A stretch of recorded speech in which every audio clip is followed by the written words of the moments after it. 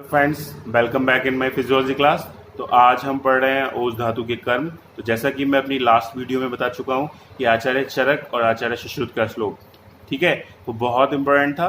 तो आचार्य चरक ने कहा था, क्या कहा था, ये जो ओज है करता है। आचार्य सुश्रुत ने कहा था 4-5 पॉइंट बोले थे, मास के, सर्वचेष्टा के, स्वर और वर्ण प्रसाद के, बाहर वाली इंद्रिय, आभ्यंतर वाली इंद्रिय, बाह्य नाम, आभ्यंतराणाम, कर्णा नामात्कार प्रतिपत्ति भवति।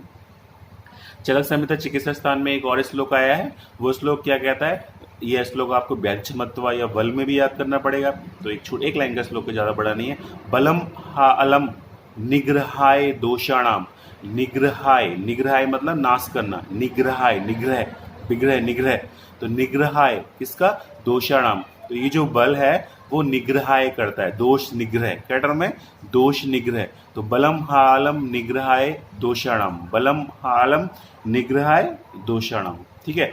तो मैंने ही बोला था कि मैं अगली वीडियो में बताने वाला हूँ कि जिन लोगों को श्लोक नहीं याद करने हैं वो लोग कैसे अपने अच्छे नंबर ला सकते हैं। तो संस्कृत के जो टर्म्स है, this is a very very important. अगर आपको श्लोक नहीं याद होते हैं, अगर सपोज क्वेश्चन आपके एग्जाम में आया कि ओज धातु की कर्म लिखिए, तो आप लिखेंगे रेफरेंस। सबसे पहला पॉइंट लिखेंगे रेफरेंस। चरक संहिता सूत्र स्थान 30 चैप्टर अथे 10 महामूली अध्याय।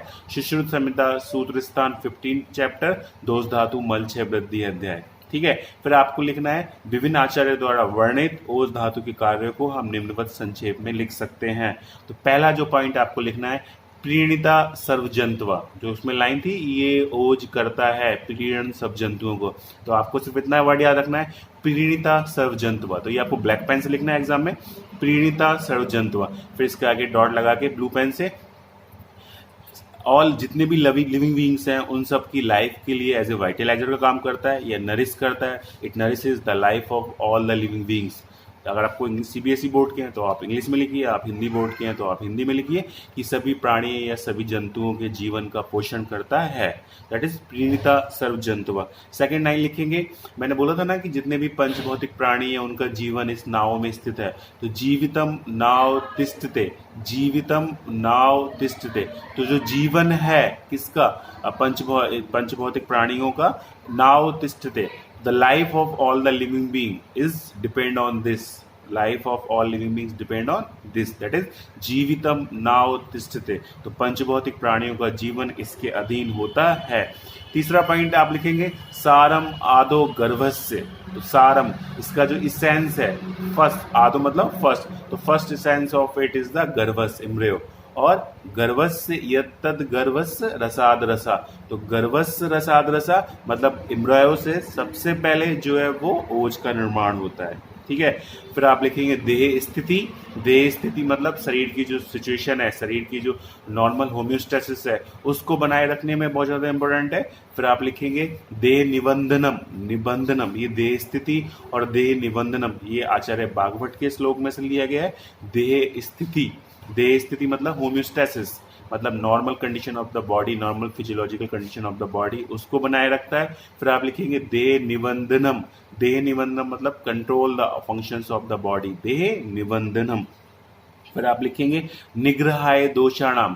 निग्रहाय दोषाणाम मतलब आपकी बॉडी में जितनी भी पैथोलॉजिकल कंडीशंस हो रही हैं उन सबको ये डिस्ट्रॉय करता है या रिमूव करता है। तो पहला आपने लिखा प्रीणिता सर्वजंतवा, ठीक है। दूसरा आपने लिखा जीवितम नाव तिष्ठते, ठीक है। तीसरा आपने लिखा सारमादो गर्भस्य। चौथा आपने लिखा गर्भस्य रसाद रसा। फिर आपने लिखा देह स्थिति। फिर आपने लिखा देह निबंधनम। फिर आप लिखेंगे निग्रहाय दोषाणाम मतलब आपकी बॉडी के अंदर जो पैथोलॉजिकल कंडीशंस हो रही हैं उनको दूर करता है। फिर आप सुश्रुत के श्लोक पे जाने वाले हैं, उसमें इन्होंने सबसे पहले बताया था स्थिर उपचित मास्ता। तो पहला पॉइंट लिखेंगे स्थिर मास्ता, सेकंड पॉइंट लिखेंगे उपचित मास्ता। स्थिर मास्ता के आगे लिखेंगे फर्म मसल्स। उपचित मास्ता के आप लिखेंगे the clear cut division of the muscles, the clear cut division of the muscles. तो स्थिर मास्ता, उपचित मास्ता, मांसपेशियां बहुत मजबूत होंगी, मांसपेशियों का विकास संपूर्ण रूप से होगा, हिंदी में लिखना है, ठीक है। उसके बाद लिखेंगे चेष्टा। तो सर्व चेष्टा स्वप्रतिघात, इसका मतलब क्या होता है, इसका मतलब होता है आपकी बॉडी के जितने भी मूवमेंट्स हैं वो बिना किसी obstruction, without any restriction properly होते रहेंगे। फिर आप लिखेंगे स्वर प्रसाद, फिर लिखेंगे वर्ण प्रसाद। तो स्वर्ण प्रसाद मतलब clarity of voice, clarity of complexion, वर्ण प्रसाद मतलब क्लैरिटी ऑफ वॉइस। उसके बाद आप लिखेंगे बाह्य नाम, करण आत्म कार्य प्रतिपत्ति।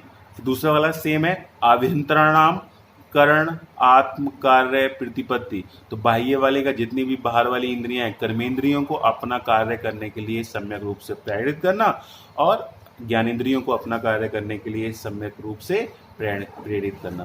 देन इसमें तिष्ठति, तिष्ठति मतलब जो लाइफ है, जो इसकी लाइफ है, अगर ये बॉडी के अंदर प्रेजेंट है तो इट्स श्योर टू सर्वाइव। जब तक ओज रहेगा, कौन सा ओज, दो तरीके के होते हैं, जो हृदय में स्थित ओज है, जब तक वो आपकी बॉडी में प्रॉपर अमाउंट में है तो you will sure to survive, आपको कोई मार नहीं सकता। इसमें तिष्ठति, तिष्ठति, यस्मिस् तिष्ठति, तिष्ठति।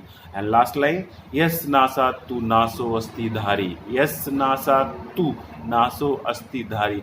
जब इसका नाश हो जाता है तो आयु या जीवन का नाश भी हो जाता है।